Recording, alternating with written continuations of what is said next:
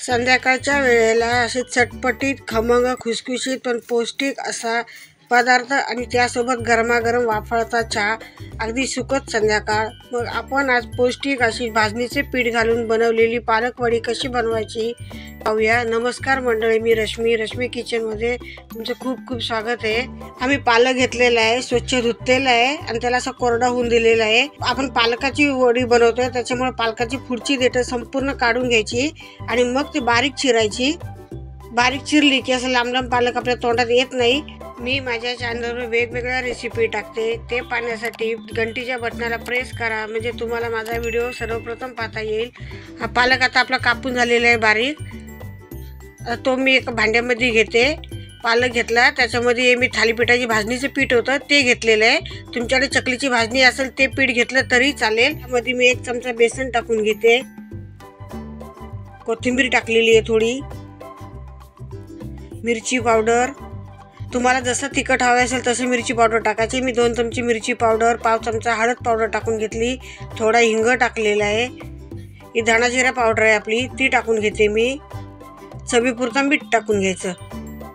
आलं मिरची लसणाची पेस्ट घेतली आहे 1/2 चमचा आणि ही मी बडीशेप टाकलेली आहे. बडीशेप टाकली की पालकच्या वडीला स्वाद चांगला येतो, म्हणून थोडीशी अशी बडीशेप टाकायची. ह्याच्यामध्ये मी तीळ टाकलेले नाही आहेत, तुम्हाला आवडत असतील तीळ टाकले तरी चालतील.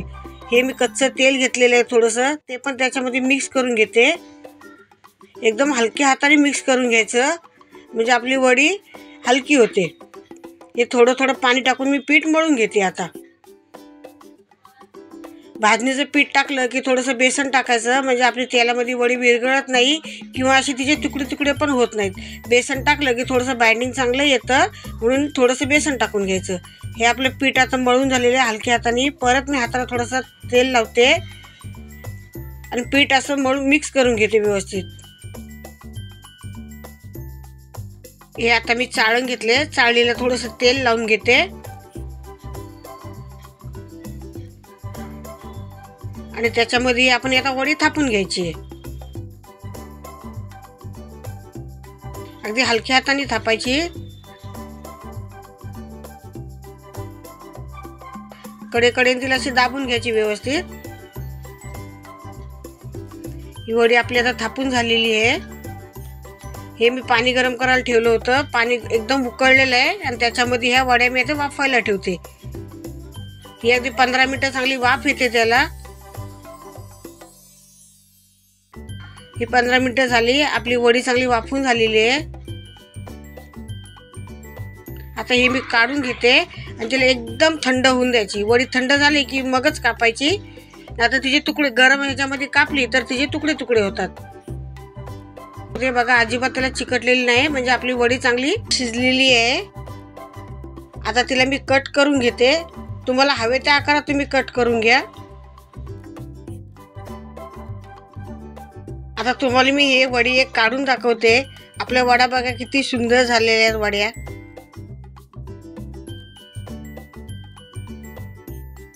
एकदम अशी जाळीदार झालेली आहे वडी.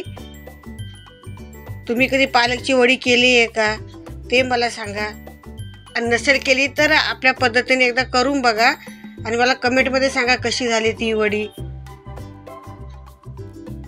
इकडे मी तेल पण ठेवले गरम, म्हणजे आता गरम झालेले तेल, त्याच्यामध्ये ह्या वड्या मी तळून घेते. ह्या तुम्ही शॅलो फ्राय केल्या तरी चालतील. ह्या मी तळून घेते तेलामध्ये.